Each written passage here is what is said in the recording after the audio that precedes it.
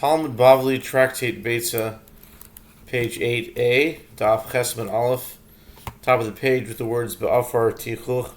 Today's learning is in memory of Moshe ben Yisrael, Max Moses Epstein. May this learning be a blessing to his memory. May his neshama have an aliyah. Here it is referring to loose earth that does not require further crushing. The Gemara challenges this, but even in the case of loose earth, one makes a hole by the very act of removing the earth or the shovel from that place. The Gemara answers, this ruling is in accordance with the opinion of Rabbi Abba. As Rabbi Abba said, one who digs a hole on Shabbat, but he needs only its earth and has no interest in forming a pit, is exempt for that act, since he has no interest in the hole. He is considered to have performed a destructive act, and the halacha is that one who commits a destructive act is not liable for the performance of prohibited labor on Shabbat and festivals. The Mishnah states that the ashes of a stove are prepared. The Gemara expressed puzzlement at this statement. The ashes of a stove? Who mentioned anything about it? Why does the Mishnah suddenly speak about the ashes of a stove when it had not previously discussed or even mentioned them? Rabbah said this is what the Tana said. And the ashes of a stove are prepared. In other words, everyone agrees that in addition to prepared earth, the ashes of a stove are also considered prepared, and one may cover the blood with them. It is not necessary to prepare these ashes, especially for this purpose, the day before. Rav Yehuda said that Rav said, they only taught that the ashes of a stove are considered prepared if the stove was ignited on the festival eve, so that the ashes had already formed at the start of the festival. However, if it was ignited on the festival itself, the ashes are prohibited. And if the ashes are still hot and fit to roast an egg in them, they are not considered muktzah, and therefore it is permitted to use them for covering as well. Tanya Nami Hachi. The Gemara comments that the opinion is also taught in the Beitzah. When they said the ashes of the stove are prepared, they said so only when it was ignited on the festival eve. However, if it was united on the festival, they are prohibited. And if the ashes are still hot and fit to roast an egg in them, they are permitted. The Gemara further states, if before the festival one brought earth into his garden or his ruin to use for various needs, it is permitted to cover blood with it. And Rabbi Yehuda likewise said a person may bring in a basket full of earth the day before the festival and use both the basket and the earth it contains for all his needs on the festival. With regard to this case, Mar Zutra added and taught in public, in the name of Mar Zutra the Great, that the application of this halakha is limited. And that is the case only if one designated a corner for this earth, thereby demonstrating that he intends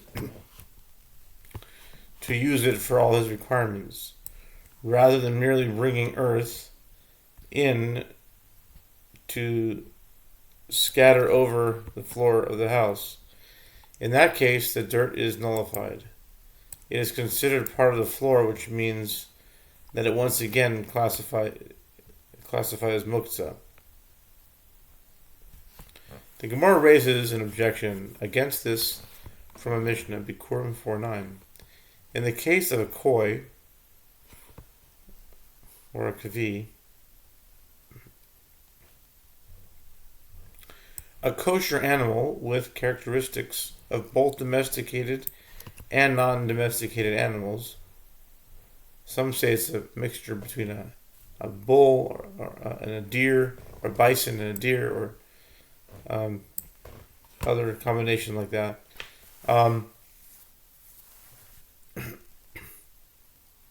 One may not slaughter it on the festival, as it is uncertain whether or not its blood requires covering. And if one did slaughter it, he may not cover its blood. And if it is so, that one may use his basket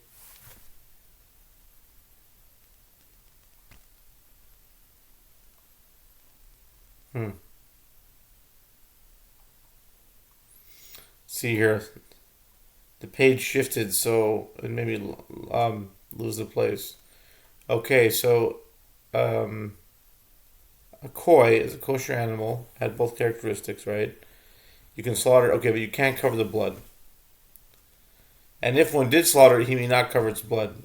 And if it is so, then one may use his basket of earth as he wishes, as claimed by Rabbi Yehuda.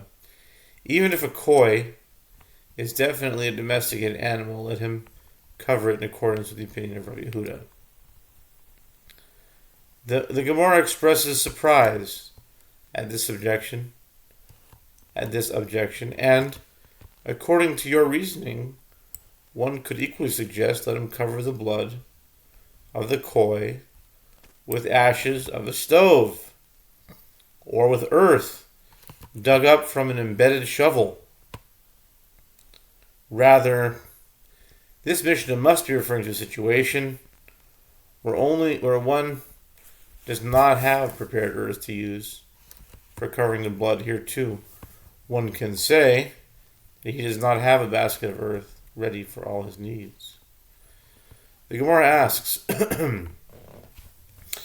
if the Mishnah is referring to a situation where one does not have prepared earth, why discuss specifically the case of a koi, where there is uncertainty whether there is a mitzvah to cover its blood? Even in the case of an undomesticated animal, whose blood must certainly be covered, slaughter should also not be permitted, as the halacha is, in accordance with the opinion of Beit Hillel, that one may not slaughter if he does not have prepared earth. The Gemara explains that this Beitzah is speaking, utilizing the style of, it is not necessary. Lo mi boya kamar, lo mi boya vadai lo ishkot. It's not necessary. As it follows, it is not necessary to state the halacha with regard to define undomesticated animals and birds, that it is not permitted to slaughter them. However, with regard to an uncertainty, one might say, due to the joy of the festival, let one slaughter it and not cover its blood, as there is uncertainty whether there is a mitzvah to cover its blood, and therefore it is overridden by the mitzvah to rejoice on a festival. The Beitzah therefore teaches us that one should not slaughter it ab initio, meaning when he should not slaughter it as the first choice, if he does not have something prepared with which to cover the blood.